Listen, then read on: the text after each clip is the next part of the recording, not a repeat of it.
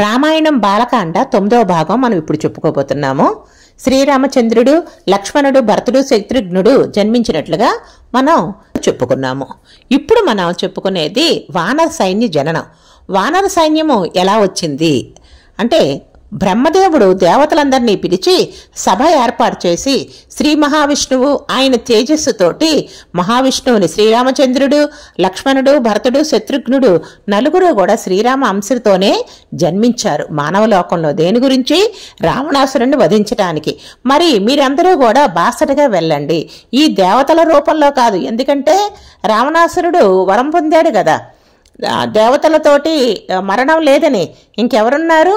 నరులు, వానరులు మాత్రమే వధించగలరు. కనుక శ్రీరామచంద్రుడి బాసటగా మీరందరూ వానరులుగా వెళ్ళవలసింది, రామ సైన్యంలోకి మీరందరూ ఉండాలని చెప్పారు.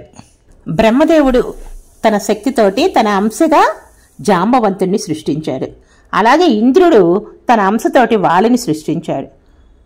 శివుడు తన అంశతోటి హనుమంతుణ్ణి. ఇట్లాగా అక్కడ ఉన్న దేవతలందరూ కూడాను వానరులుగాను వాళ్ళ అంశల్ని సృష్టించారు. అంటే అందరూ కూడా రామసైన్యంలో వాళ్ళందరూ కూడా మామూలు వానరులు కాదు, దేవతాంశలు.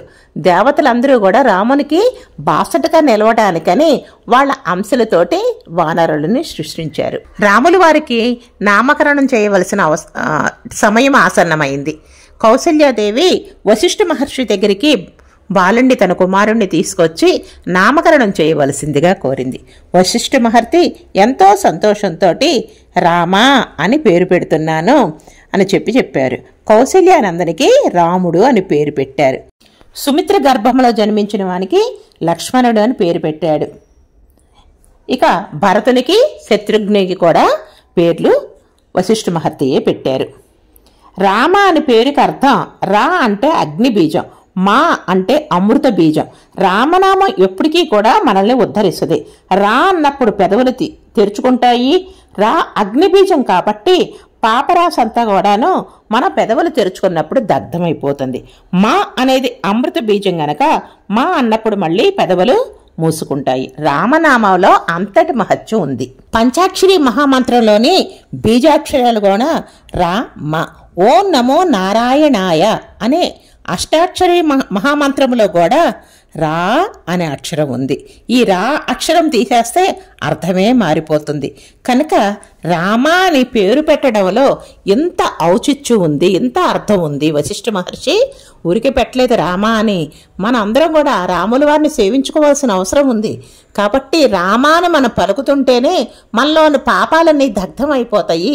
పంచాక్షరి మంత్రం జపించినంత పుణ్యం వస్తుందని ముందే ఊహించి అటువంటి నామాన్ని రాముల వారికి పెట్టారు.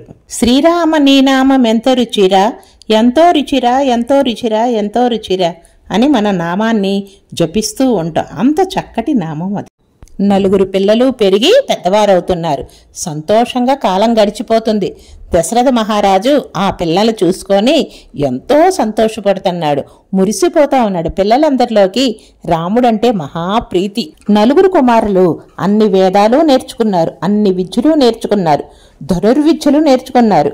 గురువుల వద్ద శుశ్రూష చేశారు. గురువుల వద్ద పరమ వినయంగా ఉన్నారు. అంటే రాజకుమారులమనే అహంభావం లేకుండా గురువుల వద్దే విద్యను నేర్చుకోవాలి. చాలా వినయంగా వాళ్ళందరూ కూడాను నేర్చుకున్నారు. ఈ విధంగా జరుగుతున్నప్పుడు ఏం జరిగింది? విశ్వామిత్రుడు అయోధ్యకు వస్తాడు. వచ్చినప్పుడు ఏం జరుగుతుందో మనం రేపు తెలుసుకుందాము. మరి మనం అందరం కూడాను ఈ రామాయణాన్ని వినాలి అనుకుంటే మనకు కూడా రామాయణం విన్నా కూడాను ఎంతో సంతోషంగా ఉంటుంది, ఎంతో పుణ్యం లభిస్తుంది. కనుక అందరూ కూడాను లైక్ చేయండి, సబ్స్క్రైబ్, బెల్ ఆల్ క్లిక్ చేయండి.